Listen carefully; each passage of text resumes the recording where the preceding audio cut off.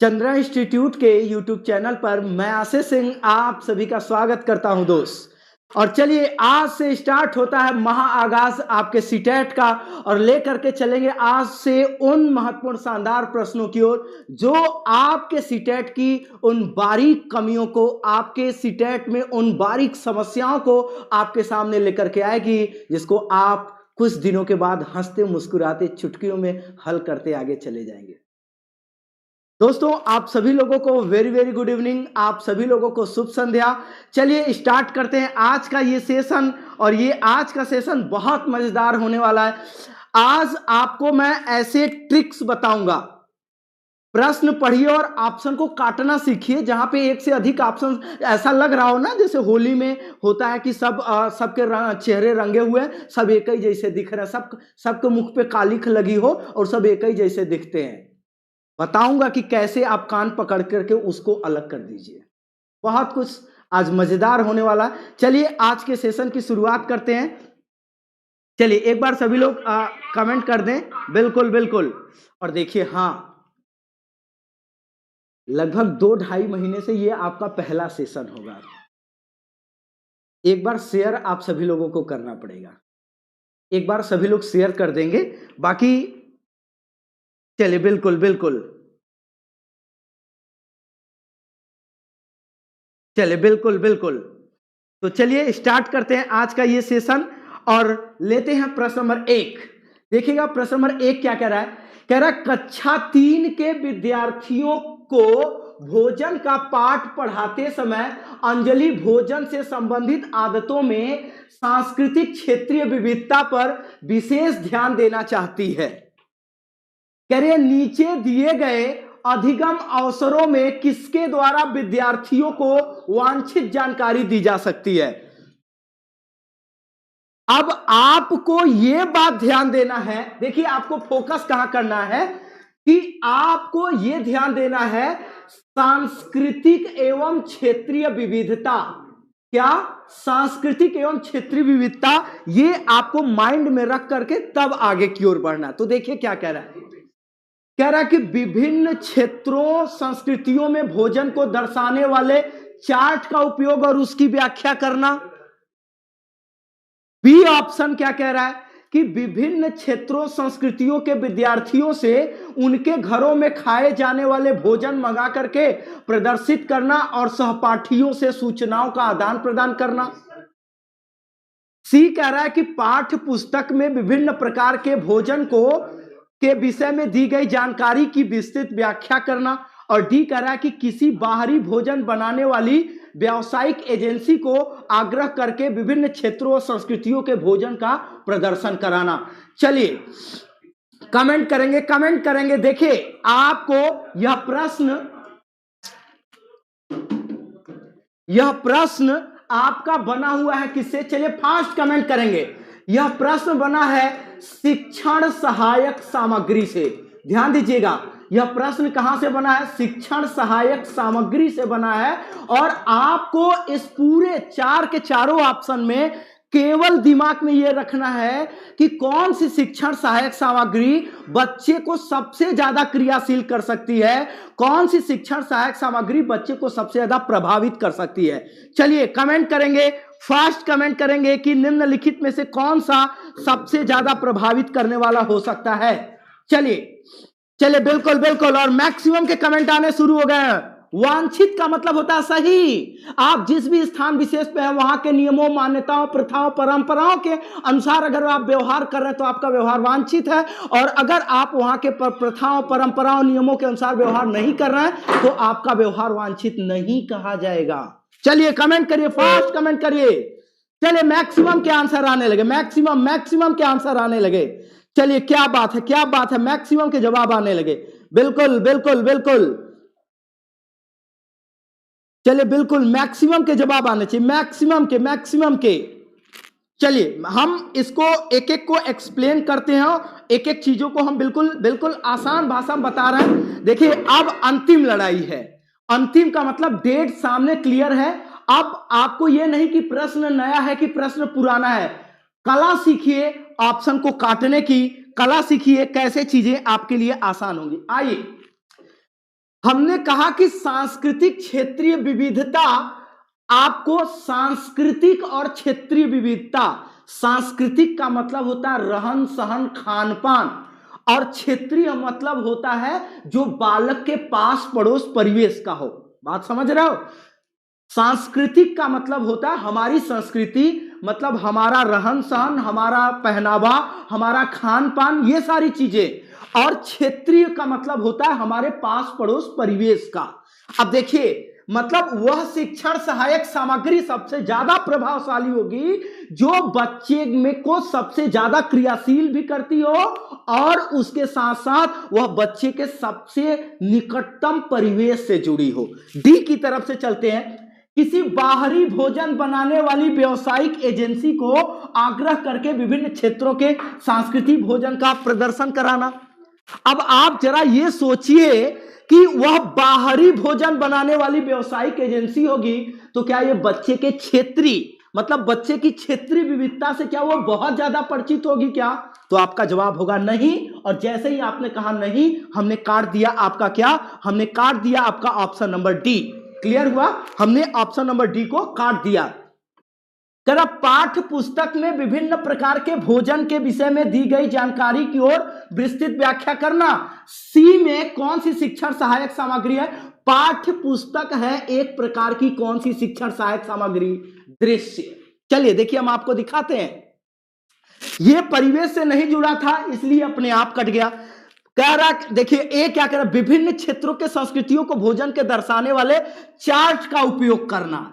Chart का उपयोग करना भी एक प्रकार की है कैसी शिक्षण सहायक सामग्री? दृश्य। अब आइए बी, विभिन्न क्षेत्रों के संस्कृतियों के विद्यार्थियों से उनके घरों में खाए जाने वाले भोजन मंगाकर प्रदर्शित कराना और सहपाठियों से यहां सूचना का मतलब जानकारी इकट्ठा कराना। क्या बी ऑप्शन बच्चे को सिखा रहा है किसके आधार पर? तो आप कहोगे कि यह सिखा रहा है क्रियाशीलता के आधार पर।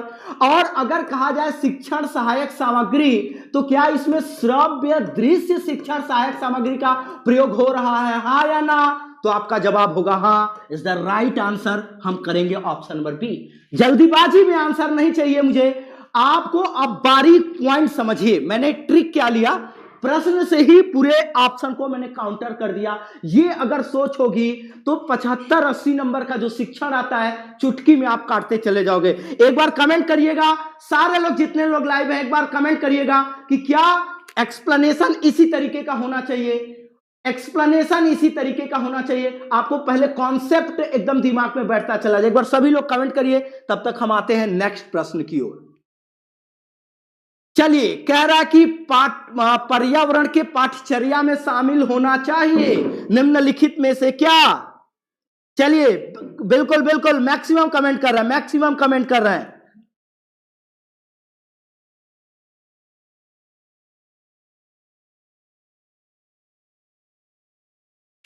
चलिए बोलिए, देखिएगा। कह रहा पर्यावरण के पाठ्यचर्या में शामिल होना चाहिए, मतलब पाठ्यचर्या ये सीधे सीधे आपको, देखिए अभी ऑप्शन में मत जाइए। पाठ्यचर्या शब्द आ गया, दिमाग में आपके आना चाहिए एनसीएफ 2005। और एनसीएफ 2005 की नीतियां, मतलब उन्होंने, मतलब एनसीएफ 2005 ने एक पर्यावरण शिक्षक के लिए क्या कहा है, या उसने क्या कहा कि एक पर्यावरण शिक्षक किस प्रकार का होना चाहिए और एक पर्यावरण का शिक्षक निम्नलिखित में से किस प्रकार की नीतियों का, निम्नलिखित में से किस प्रकार के यहां पे मतलब मूल आधार के आधार पर वह शिक्षण अधिगम का कार्य करेगा। तो देखिए, एक आपको बात यही समझना है, एक बात आप कान खोल करके सुन लीजिए, एक बात कान खोल करके आप दिमाग में बैठा लीजिए। एनसीएफ 2005 आ जाए, आप तुरंत यहां पर लिखिए क्या? देखिए मैं काउंटर करके दिखाता हूं। एक शब्द आपने लिख दिया दोस्त मेरे भाई, क्या? बाल केंद्रित लिख दिया। क्या लिख दिया? बाल केंद्रित। अब देखिए, बच्चों के अनुभव, स्कूल का वातावरण, ये उपर्युक्त लिख गया है लेकिन इसका मतलब है उपयुक्त। ये बना लीजिएगा, उपयुक्त, या मैं काट के यहां पे लिख दे रहा हूं उपयुक्त पाठ्यक्रम, और कह रहा उपरोक्त सभी। देखिए, बाल केंद्रित शिक्षा में सबसे ज्यादा महत्व होगा किसको? हम देंगे बच्चे को। तो मतलब बच्चे का अनुभव, ये ऑप्शन है पूरी तरीके से सही। स्कूल का वातावरण, स्कूल का वातावरण तो करा कि पाठचर्या में स्कूल का वातावरण अच्छा होना चाहिए। भाई वातावरण अच्छा होने का मतलब पेड़ पौधे होने चाहिए, वातावरण का मतलब है कि विद्यालय शांत वातावरण में होना चाहिए, वहां पर किसी प्रकार की कोई दुर्गंध नहीं आनी चाहिए, वहां पर अच्छे से प्रकाश और जल, मतलब इन सभी चीजों की व्यवस्था होनी चाहिए। तो भाई यह बच्चे की क्या है, यह बच्चे की आवश्यकता है। इसका मतलब यह भी बात पूरी तरीके से क्या कहा गया है, सही। कह रहा उपयुक्त पाठ्यक्रम, उपयुक्त पाठ्यक्रम का मतलब कि पाठ्यक्रम जुड़ा होना चाहिए कहां से, बच्चे के पूर्व ज्ञान से। देखिए की दे रहा हूं, की दे रहा हूं, अगर आप समझोगे नहीं तो आप देख समझ जाना। वह मतलब ये समझिए कि अगर मैं 20 प्रश्न एक्सप्लेन कर दिया, 200 प्रश्न हल करोगे आप, 200 प्रश्न बराबर दूंगा आज एकदम बिल्कुल। आज मतलब आप एक बात ये भी समझ सकते हैं कि मतलब होता है ना कि एक मूड में होना, आज चीजें मतलब आपको बिल्कुल शानदार बेहद तरीके से होंगी। तो समझ में आया कि बच्चे का अनुभव आप शामिल करोगे, बाल केंद्रित पर बल दे रहा है। स्कूल के वातावरण को सुगम बनाओगे, किसके लिए, बच्चे के लिए, बाल केंद्रित बात होगी। और बच्चे के पूर्व ज्ञान से जुड़ा हुआ पाठ्यक्रम लागू करेंगे, यह भी होगा क्या, बाल केंद्रित। Is the right answer option number D. लेकिन रुकिए, प्रश्न यहीं तक नहीं। अगर आपका ऑप्शन नंबर डी, अगर आपका ऑप्शन नंबर डी उपर्युक्त सभी न होकर के इसमें हो जाता इनमें से कोई नहीं, सोचो अगर यही उत्तर बदल करके हो जाता क्या, अगर ये उत्तर बदल करके हो जाता कि इनमें से कोई नहीं, तब आप इसमें से क्या सही टिक करते, जरा बताओ। तब आपका सबसे बेहतर होता क्या, सबसे बेहतर। देखिए भाई ये कह रहा बच्चे का वातावरण, ये तब हल्का हो जाता। भाई वातावरण तो तब जब पहले हम बच्चे की बात करते। अब कह रहा उपयुक्त पाठ्यक्रम, मतलब कहां से जुड़ा हुआ, पूर्व ज्ञान से। तो पूर्व ज्ञान से जुड़ा होगा तो वह भाग होगा बच्चे के किसका, अनुभव का। तब सबसे ज्यादा महत्वपूर्ण कौन हो जाता, तब सबसे ज्यादा महत्वपूर्ण हो जाता बच्चे का अनुभव, क्योंकि ये पूर्व ज्ञान उसी में शामिल है। अनुभव ही बच्चे के वातावरण का निर्माण कराती है। तब ये देखिए ऐसे तोड़ना सीखिए, समझ में आया ना कि अभी आपका डी सही है, लेकिन अगर हम बनाते हैं इसको कि इनमें से कोई नहीं, तब ये डी न सही होकर के तब क्या हो जाएगा, ए। क्लियर हुआ, क्लियर हुआ मेरे भाई। चलिए क्या बात है, क्या बात है। लेकिन लेकिन ये गलत बात है। बताओ ईमानदारी से बताइए, इतने दिन बाद आपके लिए और इतने जोश में आए, एक बार शेयर किए हो क्या, ईमानदारी से दिल पे हाथ रख करके कह दीजिए कि सर किए हैं, जो लोग हैं कह दीजिए, और जो नहीं किए हैं करके कहिए। तब तक मैं नेक्स्ट प्रश्न लाता हूं, लेकिन मैं देखिए मैं बार बार नहीं कहता हूं, एक बार मैं कह रहा हूं। चलिए प्रश्न नंबर 3। चलिए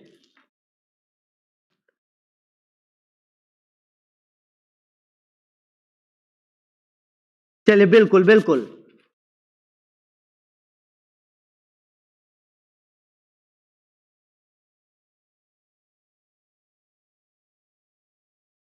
बिल्कुल एमपी टेट के।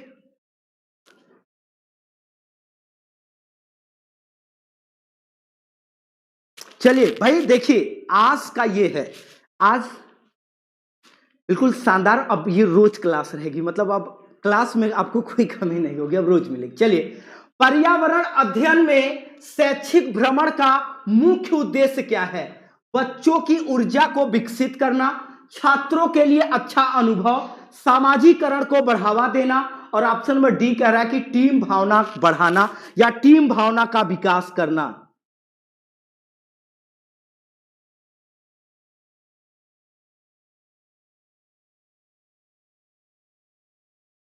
चलिए कमेंट करिए, कमेंट करिए, कमेंट करेंगे, चलिए सभी लोग कमेंट करेंगे।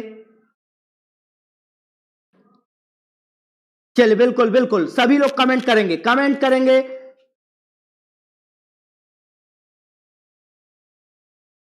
चलिए बिल्कुल बिल्कुल।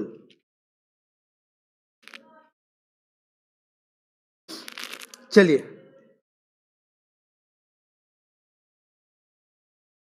चलिए आइए आपको कह क्या रहा है, आपको फोकस कहां पर रखना है। आपको फोकस रखने के लिए चाहिए दो शब्द मेरे भाई, और वो शब्द क्या है, याद रखना, शैक्षिक भ्रमण है वो शब्द। अब देखिए, एक बच्चा जब भ्रमण पर जाएगा तो भ्रमण का सबसे बेहतर, भ्रमण से मिलने वाला सबसे बेहतर जो कौशल होता है वह होता है अवलोकन। ये एकदम की वर्ड दे रहे हैं, आप एकदम सीधा नोट डाउन करो। देखिए, इंपॉर्टेंट मैटर होगा, वो लाइव ही रहेगा, प्राइवेट होगा, मैं नहीं जानता। आप अभी लाइव हो, आप में से जितने लोग लाइव हैं, की पॉइंट ये सब लिखते जाए, शैक्षिक भ्रमण, अवलोकन, ये सब नोट डाउन करते चले जाइए।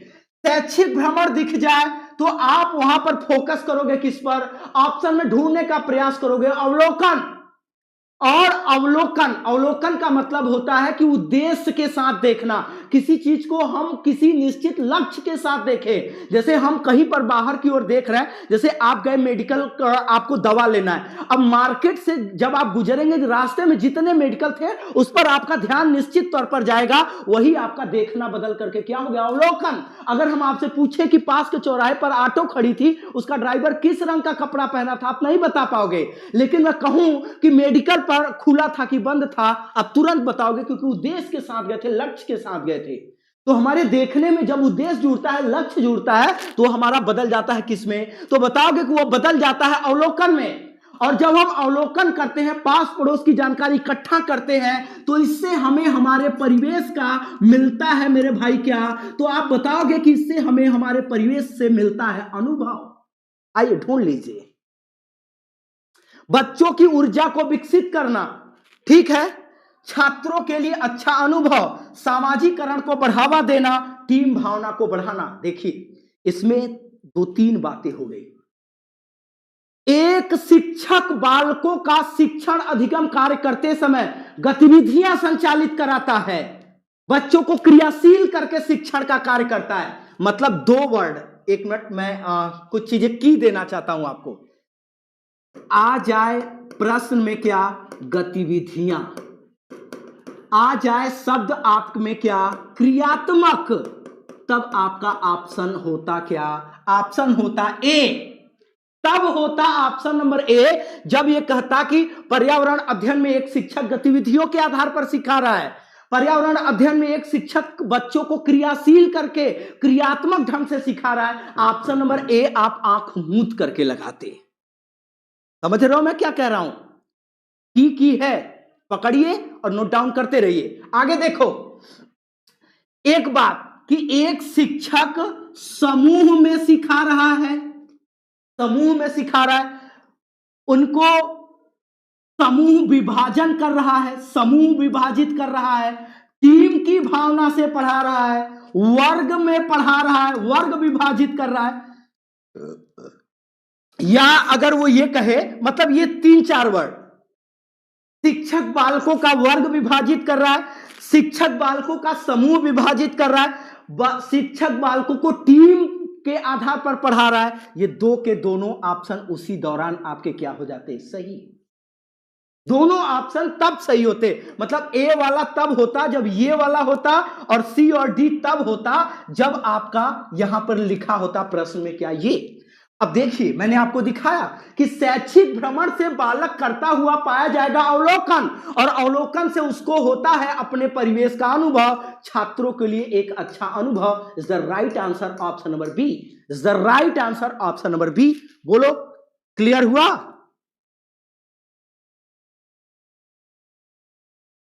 चलिए, क्लियर हुआ ना, क्लियर हुआ, क्या बात है,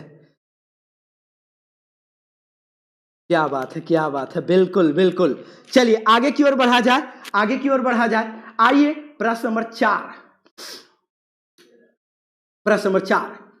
चलिए देखिए, चीजें ऐसी को रिलेट करिए ना, पढ़ते समय चीजों को इस ढंग से पढ़ लीजिए कि 4-6 प्रश्न इर्द गिर्द बन जाए, 2 आप कर जाओ, 4-6-10 प्रश्न लिखो एक बार कि समझ में आ रहा है कि नहीं, मजा आ रहा है कि नहीं, लग रहा है कि ऐसे अगर हम 20 प्रैक्टिस करा दें, पर्यावरण को एकदम धुआं धुआं कर देंगे, एकदम गर्दा गर्दा।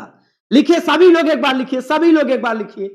चलिए, पर्यावरण शिक्षा में समस्या समाधान विधि का क्या गुण है, समस्या समाधान, लक्ष्य केंद्रित विधि, सृजनात्मक विधि, चयनात्मक विधि, उपर्युक्त सभी। अभी देखिए इसमें हम तोड़ करके बताते हैं कि और क्या हो सकता है और आप क्या कर सकते हो। चलिए चलिए चलिए, बिल्कुल बिल्कुल, चलिए देखते हैं, बिल्कुल बिल्कुल।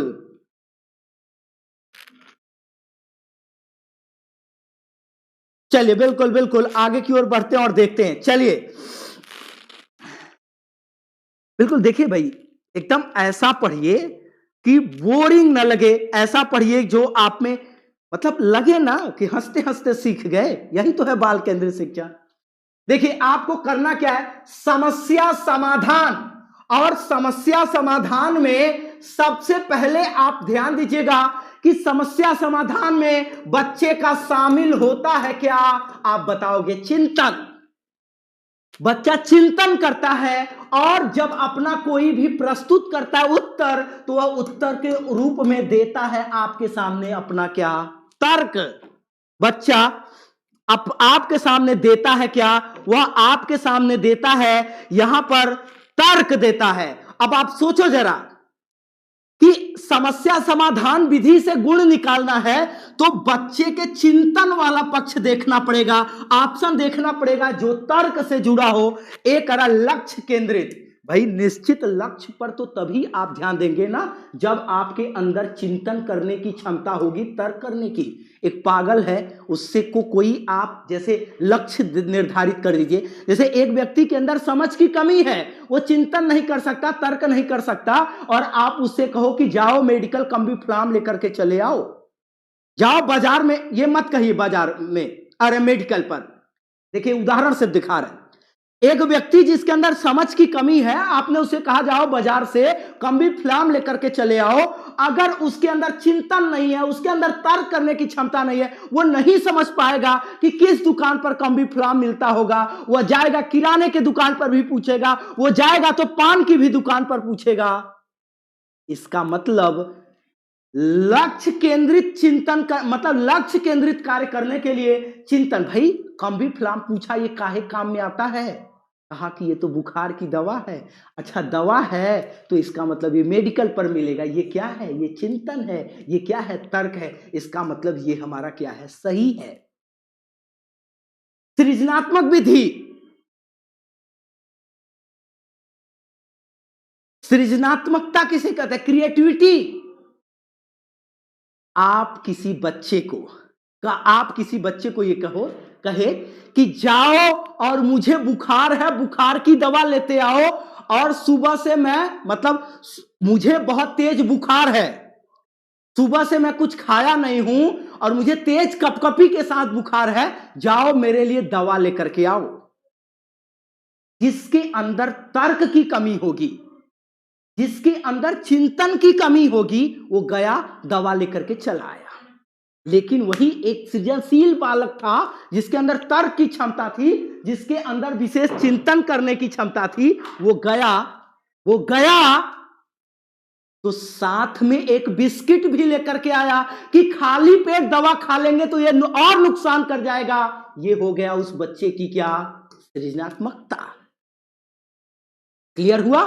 तो समस्या समाधान में लक्ष्य केंद्रित भी होता है और सृजनात्मकता भी होता है। चयनात्मकता किसे कहते हैं, हमने कहा कि ये लो 1,000 रुपया और जाओ और अपना पढ़ाई लिखाई का काम देखो, और आप पहुंचे और पता लगा 700 रुपए का अच्छा जूता दिख गया, आप खरीद लिए। क्या आपने वही चीज चयन किया जो आपको करना चाहिए था? क्या आपने वो कार्य किया जो जिसके लिए आपको पैसा मिला था? नहीं, आपने गलत कार्य का चयन कर लिया। लेकिन यही जिसके अंदर तर्क की क्षमता होगी, चिंतन की क्षमता होगी, वो बच्चा सोचेगा इस 1,000 में 500 रुपए फीस हो गया, 100 रुपए का किताब कॉपी ले सकते हैं, और हो सकता है मुझे कोई जरूरत पड़े, मेरे पास तो अभी एक जूता है। ये है क्या, चयनात्मकता। तो ABC is the right answer, option number D. एकदम दिमाग पे बैठाइए मेरे भाई। क्लियर हुआ? चलिए क्लियर हुआ। चलिए बिल्कुल बिल्कुल, चलिए क्या बात है। चलिए नेक्स्ट चलते हैं, नेक्स्ट प्रश्न नंबर 5। परिकल्पना को बार बार परीक्षण करने से गलत नहीं पाया जाता है, तो वह एक बन जाता है क्या? सिद्धांत। वह एक बन जाता है कानून, वह बन जाता है खोज, और वह एक बन जाता है भूल संकल्पना। देखिए क्या क्या रहा, परिकल्पना मतलब यहां कहा गया कि परिकल्पना, देखिए किसे कहते हैं परिकल्पना? अंग्रेजी में इसको बोलते हैं हाइपोथेसिस। अंग्रेजी में क्या बोलते हो आप इसको? अंग्रेजी में बोलते हो हाइपोथेसिस। जरा सोचिए, हमने ये कहा कि हमें इलाहाबाद प्रयागराज से वाराणसी जाने में 2 घंटे लगते हैं। आपने कहा ठीक है, मैं भी निकल रहा हूं। मैं अपने बुलेट से जाता हूं, आप भी अपनी मोटरसाइकिल लेकर के गए, आपको 2 घंटे लगा। आपका कोई मित्र पूछा कि इलाहाबाद से बनारस जाने में कितना समय लगता है, आपने कहा अपनी बाइक से 2 घंटा लगता है, वह भी निकला और वह भी 2 घंटे में पहुंच गया। फिर किसी ने पूछा, आपने बताया, वह भी 2 घंटे में पहुंच गया। अब एक सामान्यीकरण कह सकते हैं, इलाहाबाद से बाइक से अगर आप वाराणसी के लिए निकले हैं तो 2 घंटा लगेगा। यह एक प्रकार का बन जाएगा क्या? सिद्धांत। यह एक प्रकार का क्या बन गया? अरे बनारस जाने में इलाहाबाद से लगभग 2 घंटे का समय लगता है, वह बन गया आपका मेरे भाई क्या? सिद्धांत। यही है कि परिकल्पना, परिकल्पना का क्या होता है? हमारे दिमाग में बैठाया हुआ तर्क, और वह तर्क हम बार बार परीक्षण कर रहे हैं, बार बार उसको अप्लाई कर रहे हैं, और बार बार वह तर्क हमारा सही हो रहा है, बार बार हम उसका इंप्लीमेंटेशन कर रहे हैं और वो बार बार सही हो रहा है, और वही आपका बार बार सही होकर के क्या हो जाएगा? सिद्धांत। क्लियर हुआ? क्लियर हुआ। चलिए नेक्स्ट प्रश्न नंबर 6। प्राथमिक स्तर पर पर्यावरण अध्ययन में समुदाय सीखने सिखाने का एक महत्वपूर्ण संसाधन है। कह रहा है क्योंकि ऑप्शन नंबर ए कह रहा है, ऑप्शन नंबर ए क्या कह रहा है देखिएगा, कह रहा है यह एक बहुत सस्ता संसाधन है। बी कह रहा यह एक आसानी से उपलब्ध होने वाला संसाधन है। सी कह रहा इसमें समझदार और बुजुर्ग व्यक्ति होते हैं, और डी कह रहा यह वास्तविक स्थितियों में सीखने के अवसर उपलब्ध कराता है। देखिए अभी मैं आपको बताया था,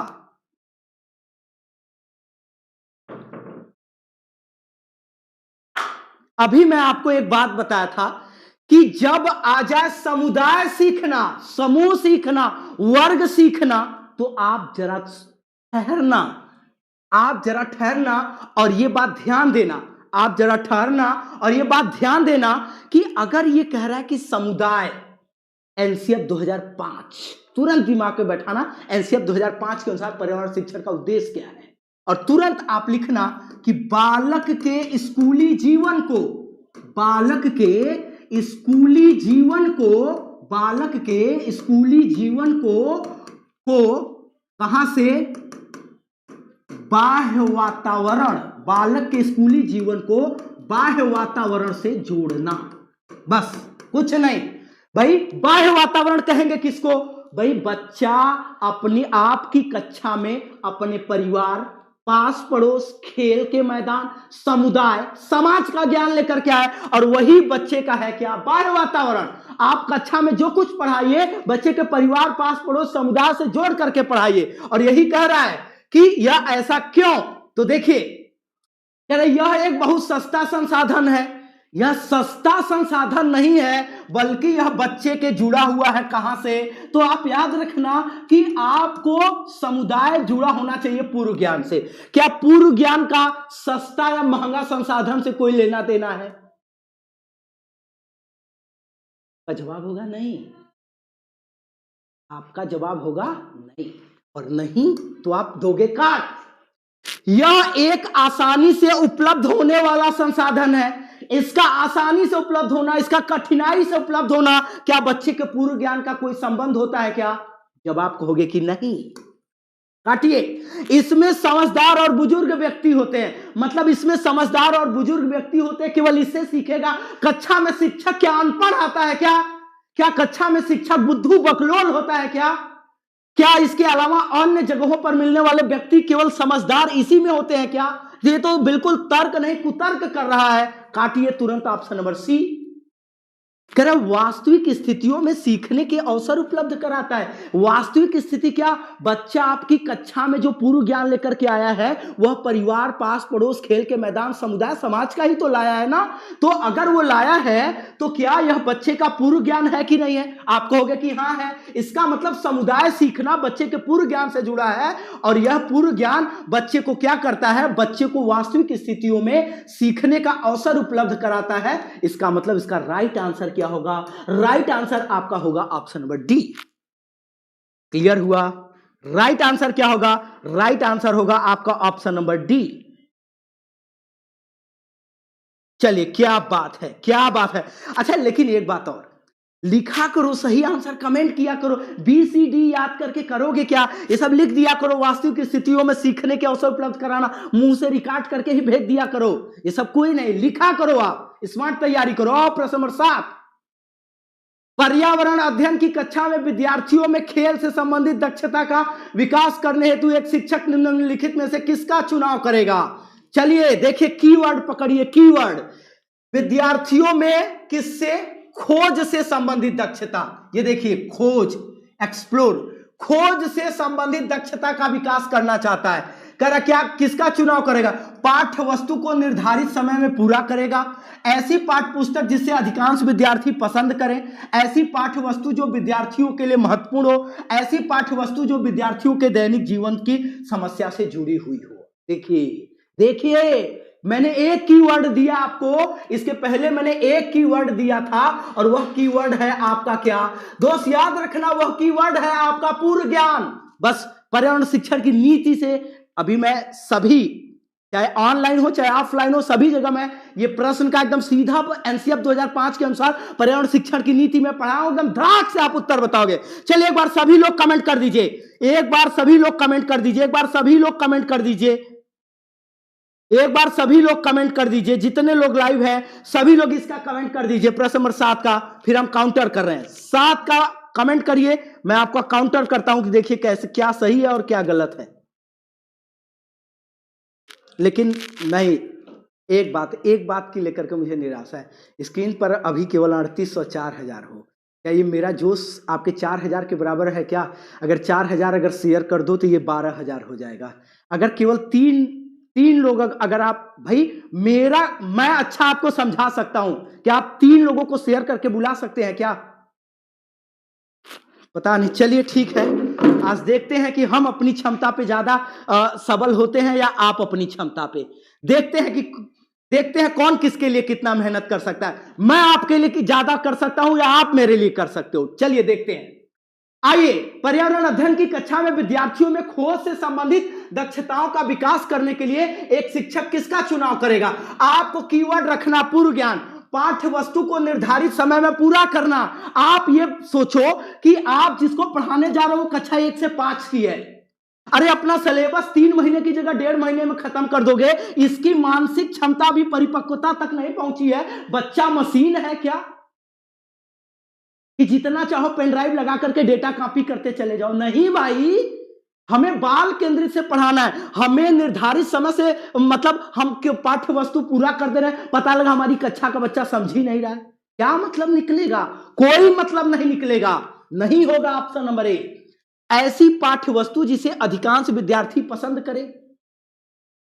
अरे बच्चे तो समाज में जब बाहर निकलते हैं तो वे सही को भी सही समझते हैं, गलत को भी सही, मतलब वो जो करे उसी को सही समझते हैं। भाई एक लड़का थूका किसी के ऊपर, समझो, प्रैक्टिकली समझो। एक लड़का गया खेल के मैदान में और दूसरे के ऊपर थूक दिया, 2-3 ताली हो जाए, वाह वाह वाह क्या बात है, बहुत दूर तक तुम थूक दिए। अब की बार वो और प्रयास करेगा और दूर तक जाए, चाहे जिसके ऊपर गिरे, जबकि थूकना एक गलत क्रिया है। ऐसी पाठ्य वस्तु जिसे अधिकांश विद्यार्थी पसंद करें, यह जरूरी नहीं है कि वह विषय वस्तु सही ही हो। कट गया। ऐसी पाठ्य वस्तु जो विद्यार्थियों के लिए महत्वपूर्ण हो।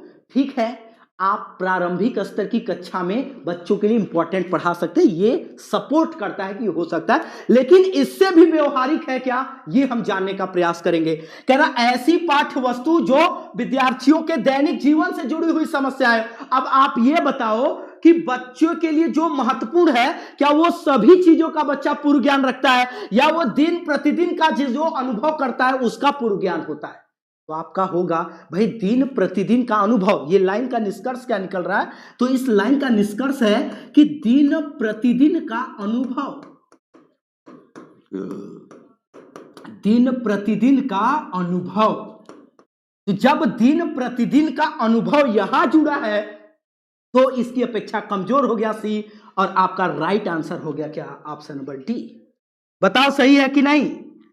बिल्कुल बिल्कुल बिल्कुल, क्या बात है।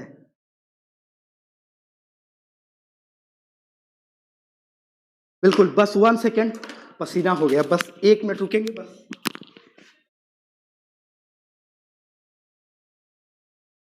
ये जोश नहीं ठंडा होना चाहिए, ना मेरा ना आपका। चलिए, ना मेरा और ना आपका, किसी का भी जोश ठंडा नहीं होना चाहिए दोस्त। मेरा जोश आपको सफलता दिलाएगा और आपका जोश हमारी प्रतिष्ठा बढ़ाएगा। क्या बात है। चलिए, क्लियर हो गया प्रश्न नंबर 7। आओ प्रश्न नंबर 8। मानचित्र पढ़ने के लिए आवश्यक कौशल में शामिल क्या किया जाता है? ऑप्शन नंबर ए क्या कह रहा है? देखो, पहले ये बात ध्यान दीजिए, पढ़ाना क्या है? मानचित्र, ठीक है। और ये मानचित्र किसको पढ़ाना है? 1 से 5 के बालक को। बस इतना कीवर्ड दिमाग में बैठाओ कि हमें बच्चे को मानचित्र पढ़ाना है, और जिसको मानचित्र पढ़ाना है वो बच्चा कितनी कक्षा को? 1 से 5। अभिव्यक्तात्मक योग्यताओं को बाहर निकालने के लिए विलक्षण संप्रेषण कौशल, स्थान, दूरी और दिशा की सापेक्ष स्थिति को समझने की योग्यता, करा ड्राइंग और पेंटिंग में विलक्षण कुशलता, और डी करा ग्लोब पर स्थिति को दर्शाने के लिए स्केच और गणनाओं का उपयोग करने की योग्यता। देखिए, समझिए बात को, देखिए समझिए। चलिए बिल्कुल बिल्कुल, तो चलिए देखते हैं इसका सही जवाब क्या होगा। आइए, कह क्या रहा है कि बच्चे को मानचित्र सिखाना है, और बच्चा 1 से 5 का है। एक ध्यान से सुनिए, और अगर आपको पता था तो नोट करिए। पर्यावरण की विषय वस्तु में 3 शब्द, 3 क्या 4 शब्द बिल्कुल आ जाए तो काटिए ऑप्शन। कठिन शब्दावली, अमूर्त अवधारणा, कठिन शब्दावली, अमूर्त अवधारणा, परिभाषा, और कहीं पर लिखा हो केवल शब्द। किसी ऑप्शन में लिखा हो केवल शब्द, उसको तुरंत काट देना। कह रहा हूं काट देना, वो ऑप्शन गलत होगा। आइए, ये बताओ, 1 से 5 का बच्चा है, क्या उसमें विलक्षण संप्रेषण कौशल पाए? मतलब विलक्षण, एकदम बिल्कुल बेहतर तरीके का। 1 से 5 का बच्चा है भैया, अभी सीख रहा है। आपकी कक्षा में वो आया है व्यवहार परिवर्तन के लिए। नहीं होगा option number A. D, globe पर स्थिति दर्शाने के लिए स्केच और गणना, क्या उसके अंदर गणना करने की क्षमता 1 से 5 के अंदर बच्चे में विकसित कर दोगे क्या भाई? नहीं। ड्राइंग और पेंटिंग में फिर से कह रहा है कैसी क्षमता? विलक्षण कुशलता। लेकिन बी, स्थान, दूरी और दिशा के सापेक्ष स्थिति को समझने की योग्यता। अब देखिए, ये है क्या, इसको भी पहले प्रैक्टिकली समझ लीजिए। देखिए क्या कह रहा कि स्थान, दूरी और दिशा के सापेक्ष स्थिति को समझने की योग्यता। आपने कहा अपने घर से विद्यालय का रास्ता बनाओ, उसने बनाया, ये मेरा घर है। घर से आगे निकला, राधा का घर था, फिर यहां से गए मोहन के घर से मुड़ा, और मोहन के घर से मुड़ करके कल्लू पान वाला था, उसके घर के ठीक सामने गया, तो मेरा विद्यालय है। अब देखिए, आप सबसे पहले आप बताइए कि ये पूर्व होता है, ये पश्चिम होता है, ये उत्तर होता है, और ये दक्षिण होता है। तो स्थान आपके घर और विद्यालय, यह हो गया क्या? स्थान। आप मेरे घर से इतनी दूरी है, मतलब कल्लू के घर, फला का घर, इनका घर, उनका घर, ये दूरी की बात करिए। और दिशा बता, मेरे घर के सामने है, ये हो गया दिशा। लेकिन एक प्रश्न यहां से और बनेगा, एक प्रश्न और बन सकता है कि मानचित्र पढ़ने या मानचित्र सिखाने में सबसे पहले बालक में किस कौशल का विकास किया जाएगा? मानचित्र पठन में, मानचित्र पढ़ाने में बालक में सबसे पहले किस कौशल का विकास किया जाएगा? मेरे भाई, आप बताओगे कि वह कौशल होगा कौन सा? दिशा। ये देखो, ये देखो, मैंने आपको बता दिया, ठीक है। तो कौन सा होगा? दिशा होगा। इसको एकदम बिल्कुल अच्छे से नोट डाउन कर लो। राइट आंसर आपका ऑप्शन नंबर बी। प्रश्न नंबर 8 का राइट आंसर क्या होगा? Option number B. कल्लू का घर नहीं मिल रहा है, कभी मिलिएगा फुर्सत से तो दिखाएंगे। चलिए प्रश्न नंबर 9, ठीक है। जरा बीज अंकुरण की अवधारणा को पढ़ाने का सबसे प्रभावशाली तरीका क्या है?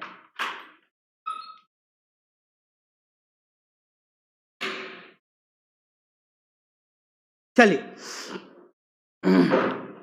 कह रहा कि बीज अंकुरण की अवधारणा को पढ़ाने का सबसे प्रभावशाली तरीका क्या हो सकता है? ए करा अंकुरित बीजों की फोटो को दिखाना, बी करा बोर्ड पर चित्र बनाते हुए अंकुरण के चरणों को प्रदर्शित करना, करा कक्षा में अंकुरित बीजों को दिखाना और अंकुरण की प्रक्रिया को स्पष्ट करना, करा बीज बोने अंकुरण के विभिन्न चरणों का अवलोकन करने और उनका चित्र बनाने की गतिविधियों बच्चों को निष्पादित करने के लिए कहना। देखो आप सीधा समझो, एक बात समझो, देखो बीज अंकुरण की अवधारणा, बीज अंकुरण मतलब इसमें लगेगा क्या भाई? बीज बोओगे और उसमें अंकुरण होगा तो इसमें लगेगा क्या? समय लगेगा।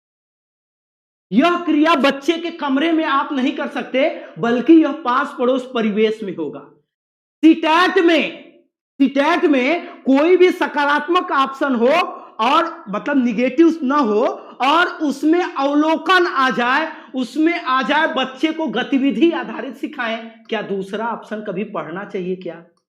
पहले ये कीवर्ड ध्यान दो, बच्चे को कोई ऑप्शन गतिविधि के आधार पर सिखा रहा हो, कोई ऑप्शन बच्चे में अवलोकन क्षमता का विस्तार करो। भाई पूरे 1 से 5 का निष्कर्ष आप समझो कि पूरे 1 से 5 तक के बच्चों को पढ़ाने के लिए मतलब पढ़ा करके सबसे बेहतर कौशल अगर कहा जाए कि आप कौन सी विकसित करोगे, आप बताओगे अवलोकन। यही होता है, पास पड़ोस परिवेश का अवलोकन करें, उनकी जानकारी इकट्ठा करें, उनके बारे में जाने, उनके बारे में समझे। तो सीधा सीधा आपका उत्तर डी है, लेकिन गलत कैसे है ये भी मैं दिखा रहा हूं। अवलोकन और गतिविधि, भाई आप बताओ, एक बच्चा, अवलोकन का मतलब हो गया अभी क्या? तो आप कहोगे कि अवलोकन का मतलब हो गया प्रत्यक्ष अनुभव। देखिए प्रश्न को और कठिन पूछेगा तो कैसे हल करोगे? अवलोकन का मतलब क्या होता है? अगर यही कहता, ये अवलोकन भी हटा देता, गतिविधि भी हटा देता और लिख देता कि बीज बोने अंकुरण के विभिन्न चरणों का प्रत्यक्ष अनुभव द्वारा जानकारी प्राप्त करना, ये गतिविधि और अवलोकन शब्द शामिल हो जाएगा किसमें? समझो आप, प्रत्यक्ष अनुभव में शामिल हो जाएगा। समझ रहे हो ना? और अब एक बच्चे को फोटो दिखा रहे हो और एक बच्चे को प्रत्यक्ष अनुभव करा रहे हो, दोनों में बेहतर कौन सीखेगा? आप कहोगे कि प्रत्यक्ष अनुभव वाला, डी वाला सीखेगा। काट दो ऑप्शन नंबर ए। बोर्ड पर चित्र बना दिया, भाई बोर्ड पर चित्र बना करके अंकुरण का सिखा रहे हो और एक बच्चा प्रत्यक्ष अनुभव कर रहा है, जा करके देख रहा है, नहीं होगा ऑप्शन नंबर बी। कह रहा कक्षा में अंकुरित बीजों को दिखाना और अंकुरण की प्रक्रिया को स्पष्ट करना। कक्षा में अंकुरित बीज लेकर के आओगे तो क्या लेकर के आए, एक बार दिखा दी, क्या फिर वो आगे की और उसकी प्रक्रिया बढ़ेगी? क्या आप रोज रोज ले जाओगे, उसको गाड़ोगे, फिर निकाल करके लेके आओगे और उसकी विकास की प्रक्रिया चलती रहेगी क्या? आपका जवाब होगा नहीं। कट गया option number C, is the right answer. Option number D is the right answer. Option number D, बिल्कुल बिल्कुल। क्या बात है, क्या बात है, क्या बात है मेरे शेरों, बिल्कुल ही बता रहे थे। ना ना ना ना ना ना ना, भाई देखो आप समझो, स्पष्ट करो दिमाग में। एनसीएफ 2005 के अनुसार मैं बताया हूं कि कहां से जोड़ना, स्कूली जीवन को बाह्य वातावरण से जोड़ना। आप क्या कर रहे हो? अंकुरित बीज कक्षा में दिखा दो। भाई बाह्य वातावरण से जोड़ना मतलब परिवार, समुदाय, समाज, खेल के मैदान, इन सब से जोड़ करके सिखाना, समझाना ना। तो आपका ऑप्शन नंबर क्या होगा? D, right answer option number D. आएंगे प्रश्न नंबर 10 की तरफ और लेंगे प्रश्न नंबर 10। और मुझे पता है प्रश्न नंबर 10 मैंने इतना आसान कर दिया ऊपर के प्रश्न एक्सप्लेन करके, आप एकदम तुरंत इसको बता दोगे। पौधों के विभिन्न भागों के शिक्षण हेतु आवश्यक है पाठ्य पुस्तक, पौधों का अवलोकन, श्यामपट्ट और पौधों का चित्र।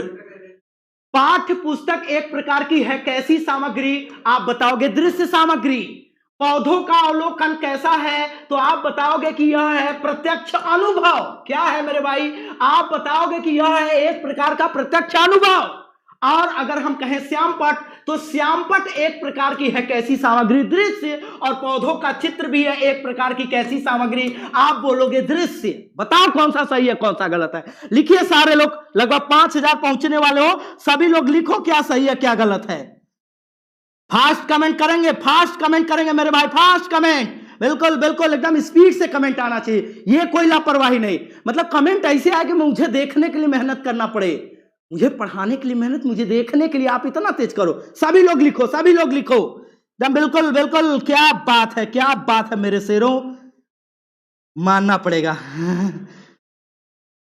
लेकिन एक बात और, गंदी आदत आपकी सुधर नहीं रही है। इतने 5000 के आसपास पहुंचने वाले लाइक क्यों नहीं किया आप?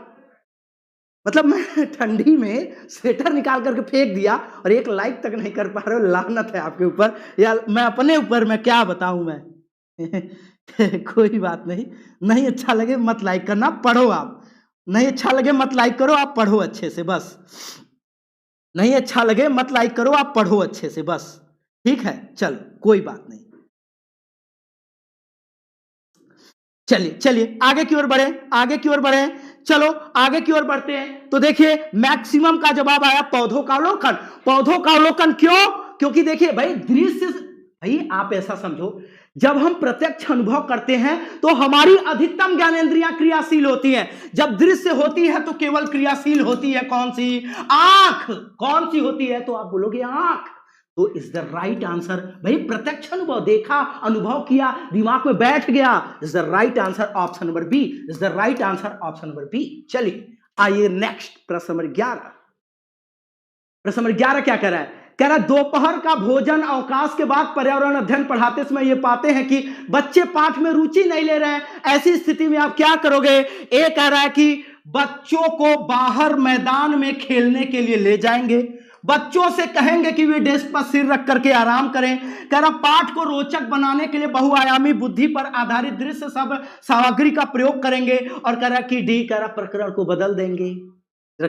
चलिए देखते हैं क्या सही होता है, देखते हैं क्या सही हो सकता है। आइए देखते हैं क्या सही हो सकता है। देखो सोचो, दोपहर भोजन अवकाश के बाद बच्चे पर्यावरण अध्ययन पढ़ते समय यह होता है कि आपके पाठ में रुचि नहीं ले रहे हैं, बच्चे पाठ में रुचि नहीं ले रहे हैं। अब देखो बच्चे पाठ में रुचि नहीं ले रहे हैं तो कह रहा है कि आप बच्चों को बाहर मैदान में खेलने के लिए ले जाएंगे।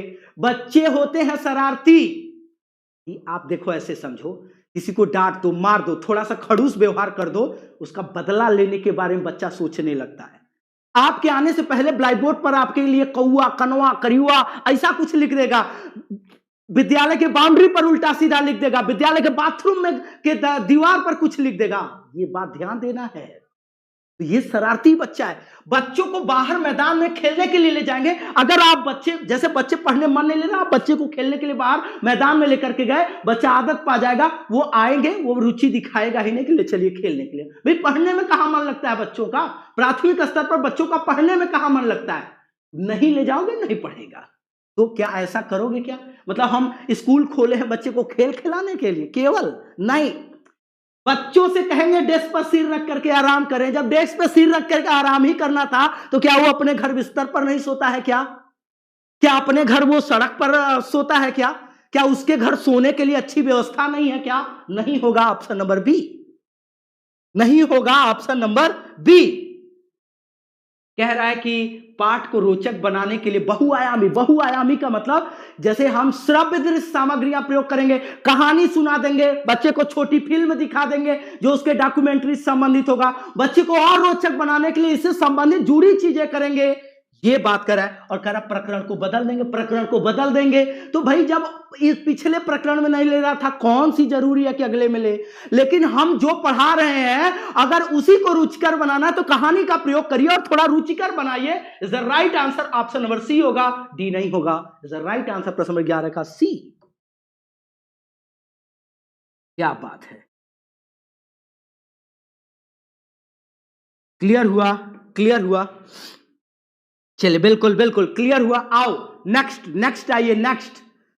चलिए, कक्षा में पोषण प्रकरण का परिचय अधिक प्रभावी तरीके से देने के लिए शिक्षक को निम्नलिखित में से क्या करना चाहिए? देखिए, आप एक शिक्षक हैं और पढ़ाना है आपको पोषण प्रकरण। पोषण भाई मिलता है हमको किससे? आप कहोगे कि हमें मिलता है भोजन से। अब देखिए बहुत बारीक सा अंतर आएगा। मानव दांत का प्रतिरूप दिखा देंगे। हे दांत दिखा दिया, दांत दिखा दिया, ठीक है चलिए देखते हैं। कह रहा विद्यार्थियों को अपने टिफिन बॉक्स खोलने और उनकी सामग्री को देखने के लिए कहना चाहिए तथा बाद में शिक्षक को व्याख्या करनी चाहिए। कह रहा पोषक तत्वों से भरपूर विभिन्न भोजन के उदाहरण देने चाहिए और कह रहा श्यामपट्ट पर पाचन तंत्र का आरेख बनाना चाहिए। आइए जरा एक बार कमेंट करिए तो। चलिए सभी लोग एक बार फास्ट कमेंट करेंगे। चलिए फास्ट कमेंट कर, सभी लोग फास्ट कमेंट करेंगे, फास्ट कमेंट करेंगे, फास्ट कमेंट, जब फास्ट कमेंट करेंगे बस 200। बिल्कुल बिल्कुल, चलिए बिल्कुल बिल्कुल, मैक्सिमम के जवाब आने चाहिए, मैक्सिमम के जवाब आने चाहिए। चलिए मैक्सिमम 12 का बी दे रहे हो, क्या बात है। ये बताइए, ये बताइए फंस गए आप।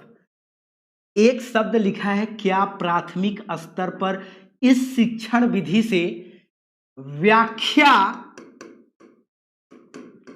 या व्याख्यान, इस विधि से शिक्षण अधिगम का कार्य क्या कक्षा 1 से 5 में किया जाना चाहिए, हाँ या ना बताओ जरा। मैं बिल्कुल मानता हूं व्यवहारिक है, एक शब्द निगेटिव डाल दिया। अब बताइए और उत्तर अब मारिए पलटी, देखते हैं।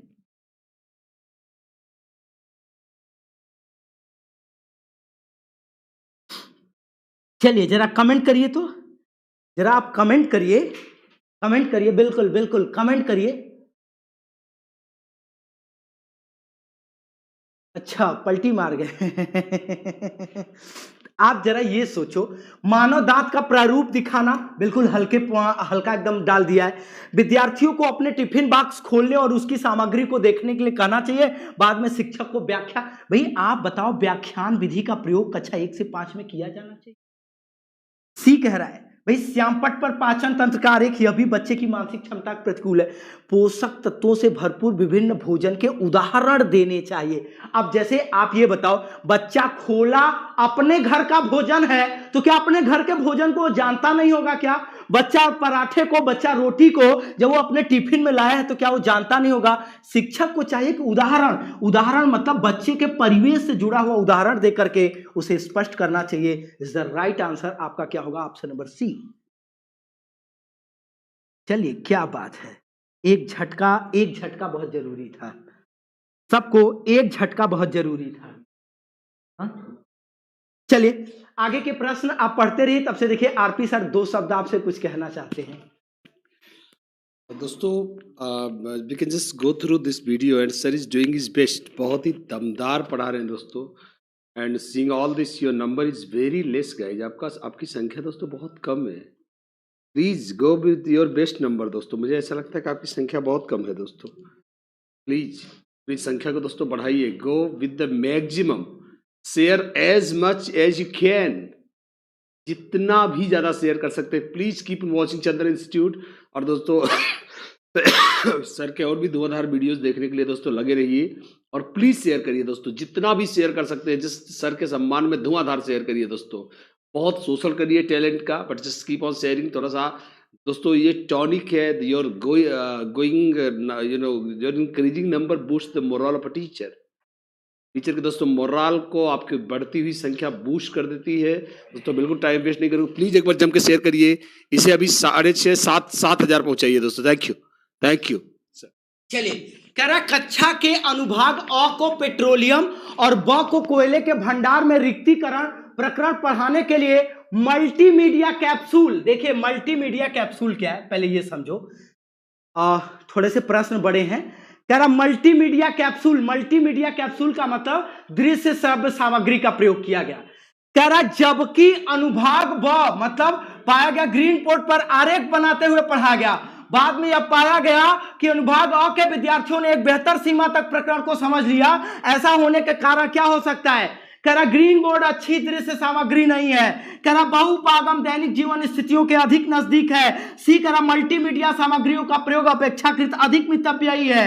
और कह रहा दृश्य सामग्रियां बेहतर संधारण के लिए सभी इंद्रियों को शामिल करती है। देखिए मैं इसको बताता हूं, आप ऑप्शन देखिए। कह रहा कि एक वर्ग है जिसको केवल दृश्य सामग्री से पढ़ाया गया और एक वर्ग है जिसको श्रव्य दृश्य से पढ़ाया गया। जिन्होंने दृश्य मतलब केवल दृश्य से पढ़ा उन्होंने कम बेहतर सीखा और जिन्होंने श्रव्य दृश्य से पढ़ाया गया उन्होंने ज्यादा बेहतर सीखा। तो भाई जाहिर सी बात है कि जो श्रव्य दृश्य सामग्रियां होती है वो ज्यादा से ज्यादा हमारी ज्ञानेंद्रियों को क्रियाशील करती हैं। जैसे एक मूवी चल रही है, एक मूवी चल रहा है और मूवी चलने के दौरान कोई रोमांटिक सीन आ जाता है तो क्या आप आंख से देखते हो और कान से सुनते हो कि सीटी उटी मारने लगते हो, मन थोड़ा उत्तेजित हो उठता है। आपका पसंदीदा हीरो मार खा रहा है और हमारा मनहूस आप हो जाते हो। आपका पसंदीदा हीरो मार रहा है, लगता है मारो मारो, देखो बगले घुसा है। अधिकतम ज्ञानेंद्रियां क्या होती हैं? क्रियाशील होती है। क्लियर हुआ? चलिए बिल्कुल। तो आज के लिए दोस्तों फिलहाल इतना ही रखेंगे। कल की क्लास में आगे की ओर बढ़ाएंगे।